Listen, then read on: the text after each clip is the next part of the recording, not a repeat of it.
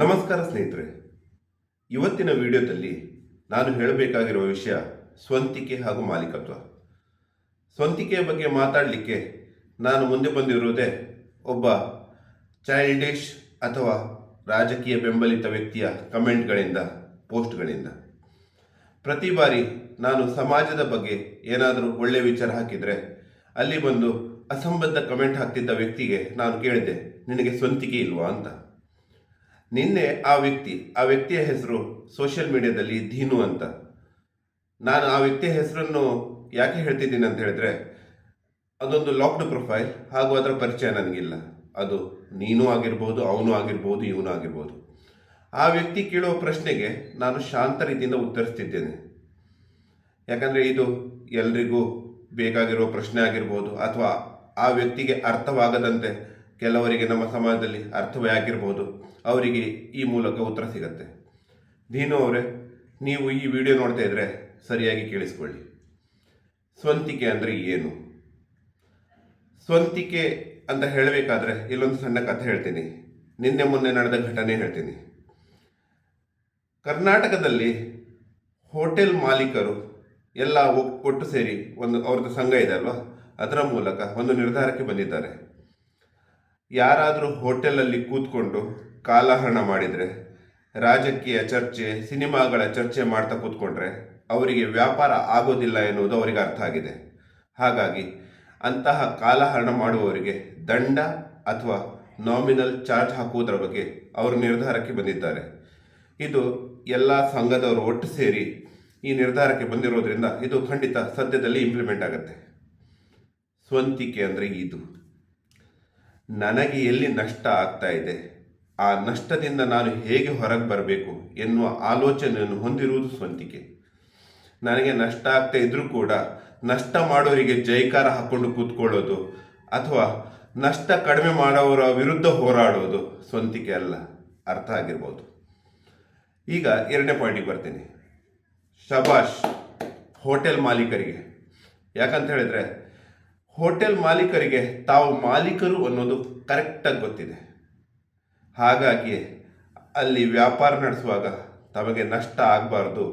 ನಮ್ಮ ಗ್ರಾಹಕರಿಗೆ ನಾವು ಒಳ್ಳೆ ಸೇವೆ ಕೊಡ್ತಾ ಇರುವಾಗಲೂ ನಾವು ನಷ್ಟ ಮಾಡಿಕೊಂಡು ಕೊಡಬಾರ್ದು, ನಮಗೆ ಲಾಭ ಆಗಬೇಕು ಅನ್ನೋ ಉದ್ದೇಶದಿಂದ ಅವರು ಈಗ ಈ ನಿರ್ಧಾರಕ್ಕೆ ಬರ್ತಾ ಇದ್ದಾರೆ.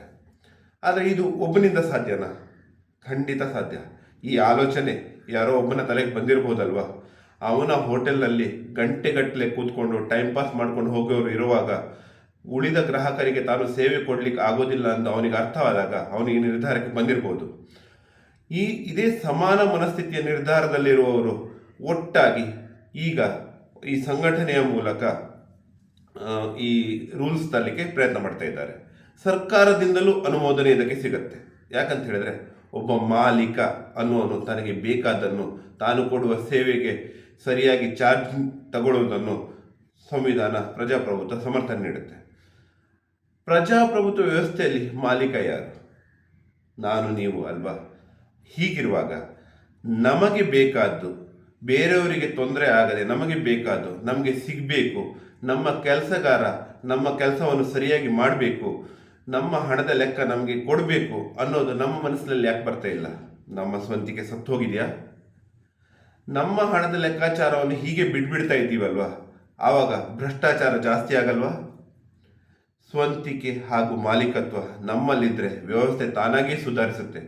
ನಮಗೆ ಏನು ಬೇಕು ಅನ್ನೋದು ನಮಗೆ ಅರ್ಥವಾದರೆ, ನಾವು ಅದರ ಮೇಲೆ ಕಾರ್ಯನಿರ್ವಹಿಸಿದರೆ ಖಂಡಿತ ಎಲ್ಲ ಬದಲಾವಣೆ ಆಗುತ್ತೆ. ಈಗ ನೀವು ಹೇಳ್ಬೋದು, ಅಲ್ಲ ಹೋಟೆಲ್ ಮಾಲೀಕರು ಸಂಘ ಕಟ್ಟಿಕೊಂಡು ಈ ಆಡಳಿತದಲ್ಲಿ ಬರುವ ಹಾಗೆ ಮಾಡಲಿಕ್ಕೆ ಪ್ರಯತ್ನ ಮಾಡ್ತಾ ಇದ್ದಾರೆ ಅಂತ.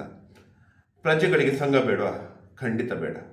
ನನ್ನ ಪ್ರಕಾರ ಖಂಡಿತ ಬೇಡ. ಯಾಕಂತ ಹೇಳಿದರೆ, ಪ್ರಜೆಗಳಿಗೆ ಸಂವಿಧಾನ ಎನ್ನುವ ಮೂಲ ಬೇಸ್ ಇರುವಾಗ ಹಾಗೂ ಮತದಾನ ಎನ್ನುವ ನಿರ್ಧಾರ ತೆಗೆದುಕೊಳ್ಳುವ ಶಕ್ತಿ ಇರುವಾಗ ಅಲ್ಲಿ ಬದಲಾವಣೆಗೆ ವಿಶೇಷವಾಗಿ ಏನು ಮಾಡಬೇಕಂತಿಲ್ಲ. ಮತದಾನದ ಮೂಲಕ ನಮ್ಮ ಬೇಡಿಕೆಗಳನ್ನು ಇಟ್ಟುಕೊಂಡು ನಾವು ನಮ್ಮ ಕೆಲಸ ಮಾಡಿಸ್ಕೊಂಡ್ರೆ ನಮಗೆ ಯಾವ ಸಂಘ ಬೇಡ. ಇಲ್ಲಿ ಬೇಕಾಗಿರೋದು ಒಂದೇ, ಹೋಟೆಲ್ ಮಾಲೀಕರು ಮಾಡಿದಂತೆ ವಿಚಾರದಲ್ಲಿ ಒಗ್ಗಟ್ಟಾಗುವುದು. ವಿಚಾರದಲ್ಲಿ ಒಗ್ಗಟ್ಟಾಗಬೇಕಾದ್ರೆ ನಮ್ಮ ವಿಚಾರವನ್ನು ಬಹಿರಂಗವಾಗಿ ನಾವು ಚರ್ಚೆ ಮಾಡುವ ಶಕ್ತಿಯನ್ನು ಬೆಳೆಸ್ಕೊಳ್ಬೇಕು. ನಮ್ಮ ವಿಚಾರಗಳ ಜೊತೆ ಸಮಾನ ಮನಸ್ಥಿತಿಯವರ ಜೊತೆ ಸೇರಿ ಆ ಮೂಲಕ ಒಗ್ಗಟ್ಟಿನಲ್ಲಿ ಒಂದೇ ವಿಚಾರಕ್ಕೆ ಮತದಾನದ ಮೂಲಕ ಆಯ್ಕೆ ಮಾಡಿ ಆ ಬದಲಾವಣೆಯನ್ನು ತರಬಹುದು. ಇದು ನಿಮಗೆ ಅರ್ಥ ಮಾಡಿಕೊಂಡು ನೀವು ಇದರಲ್ಲಿ ಮುಂದುವರೆದ್ರೆ ಖಂಡಿತ ವ್ಯವಸ್ಥೆ ಬದಲಾಗುತ್ತೆ. ಇದನ್ನು ಹೇಳಲಿಕ್ಕೆ ಇಷ್ಟಪಟ್ಟು ಈ ವಿಡಿಯೋ ಮಾಡ್ತಾ ಇದ್ದೀನಿ. ಅರ್ಥ ಆದರೆ ನಿಮ್ಮ ಅಭಿಪ್ರಾಯವನ್ನು ಕಮೆಂಟ್ ಮೂಲಕ ತಿಳಿಸಿ ಇದನ್ನು ಶೇರ್ ಮಾಡಿಕೊಳ್ಳಿ. ಧನ್ಯವಾದಗಳು.